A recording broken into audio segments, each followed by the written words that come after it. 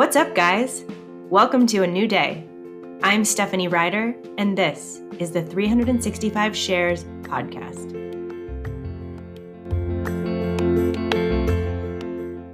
It's January 31st, 2024, and this is the 31st episode of the 365 Shares podcast. I'm really excited about this podcast episode because I've made it through an entire month, which is amazing, of doing this every day. And if I were in a meeting, I would get a 1 month chip. So I'm going to give myself a metaphorical 1 month chip for making it 31 days of recording every day. And I have to say, it hasn't been easy, not just because I have to take the time to sit down and record and edit, but also because it's stirring things up every day. And I wouldn't normally go to meetings every day. I definitely don't go to therapy every day. So to be in it and thinking about stuff every day has been kind of overwhelming, but I also feel myself growing so much and processing thoughts and feelings and emotions and understanding why people do things and finding empathy. So I'm really happy about the whole journey. And I don't know where this podcast is going to go, but I saw a great quote today on a bench as I was walking, and it's attributed to Mother Teresa, and it says, "Not all of us can do great things, but we can do small things with great love." So I just want anyone listening to know that I'm doing this with great love, and it is helping me, and I hope it helps you. The topic for today is Other Laundry List. And the Big Red Book says, before we write in greater detail about the original laundry list, we must note that most of the 14 traits have an opposite. Our experience shows that the opposites are just as damaging as the counterpart. The Strengthening My Recovery book here acknowledges that we have skipped the traditional laundry list, which came about because people in the original meetings that would become ACA wrote down a list of traits that they felt defined them. And someone in the meeting said, "Wow, that sounds like my laundry list." And that's why we call it the laundry list. Or so they say in the Big Red Book. In case you have not attended an ACA meeting, in case you're not familiar with the materials, I'm going to read the laundry list traits, and then I'm going to read the other laundry list. The laundry list: 14 traits of an adult child of an alcoholic. 1. We became isolated and afraid of people and authority figures. 2. We became approval seekers and lost our identity in the process. 3. We are frightened by angry people and any personal criticism. 4. We either become alcoholics, marry them or both, or find another compulsive personality such as a workaholic to fulfill our sick abandonment needs.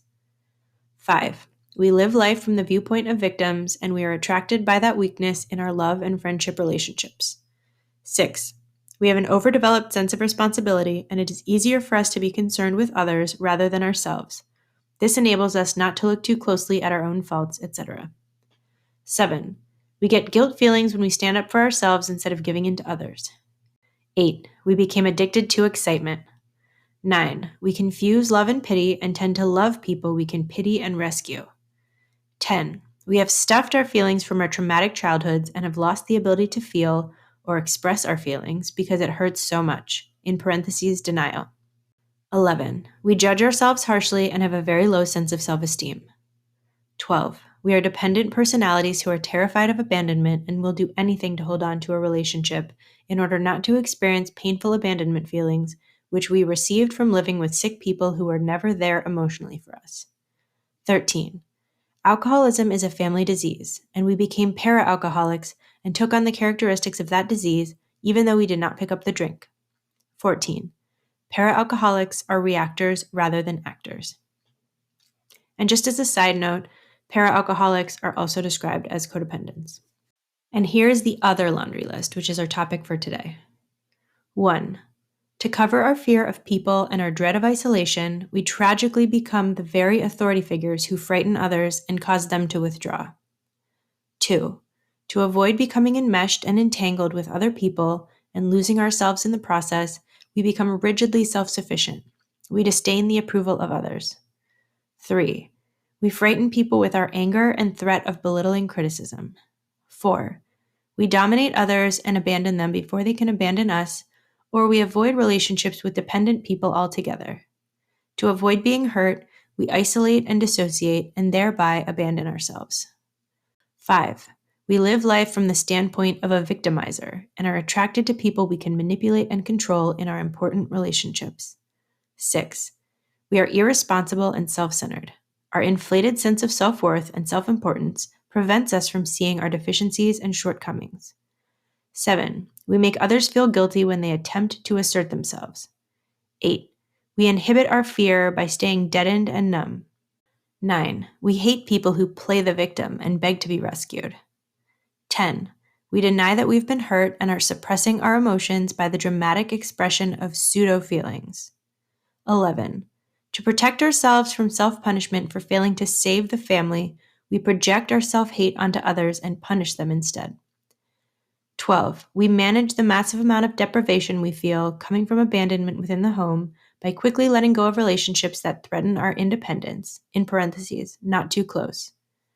13. We refuse to admit we've been affected by family dysfunction, or that there was dysfunction in the home, or that we have internalized any of the family's destructive attitudes and behaviors.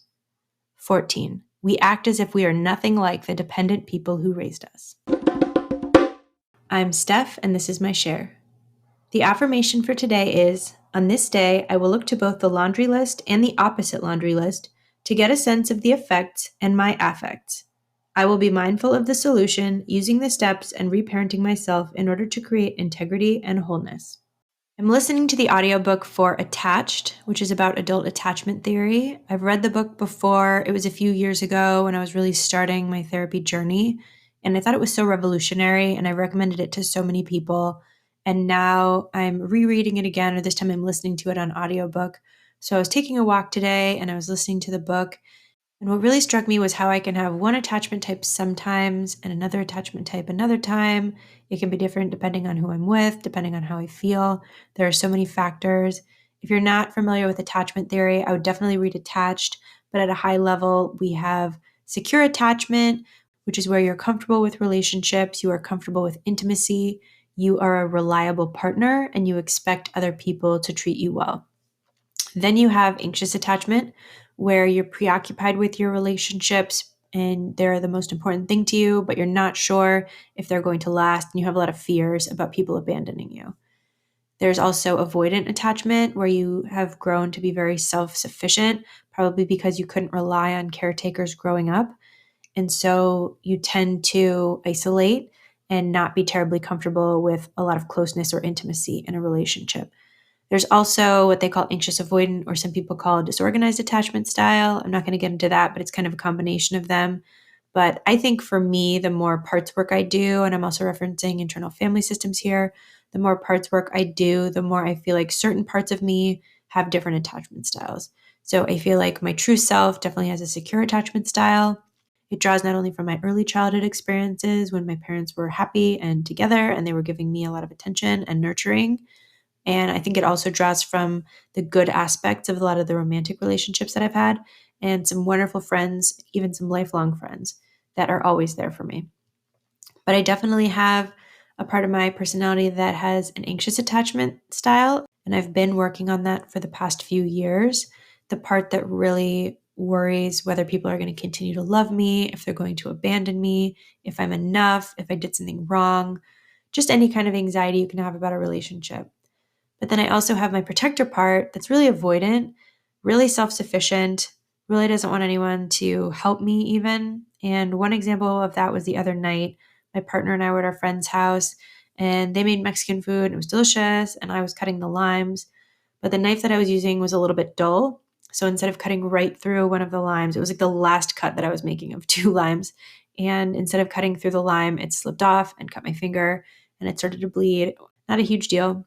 I asked for a Band-Aid. My partner went and got it from our friends and he brought it to me and he started opening the Band-Aid. And I was like, what are you doing? I can open my own Band-Aid. And I have my finger under the faucet with water on it. And I'm putting salt in it to stop the bleeding. And I'm going to do the Band-Aid myself. But that's just a very small example of how I get sometimes when I hurt myself or if I need help. I'm just leave me alone. I can do it. And I think that comes from just not being able to count on people enough growing up. But this is all just a long rambling story to say that when I was reading the laundry list and the other laundry list today, it really reminded me, I thought the laundry list aligned a lot with the anxious attachment style, and the other laundry list aligned a lot with more of an avoidant attachment style. So in addition to your ACA work, if you haven't had a chance, check out Attached, learn about attachment theory. I think it's like one of the most fundamental tools we have for understanding ourselves and for understanding other people. It will really boost your EQ. I also recommend internal family systems, which is a great modality of therapy that really takes into account all of the different parts of us, our inner child, our protector, our manager. Some of us have multiple protectors, multiple inner children, inner teenagers. We talk about that in ACA a lot, just depending on the life you had, your personality, your level of trauma, things like that. So there are a lot of ways to understand yourself. I think breaking things down into lists really helps just kind of get to maybe not the whole issue, but it helps you break down into one specific issue that you can tackle as opposed to looking at this giant mountain of damage that you have to fix. Just pick one thing. If one thing in the laundry list or the other laundry list stood out to you, just listen to that part again and do some journaling on it. Think about it, Google it, figure out how it makes you feel. Start small.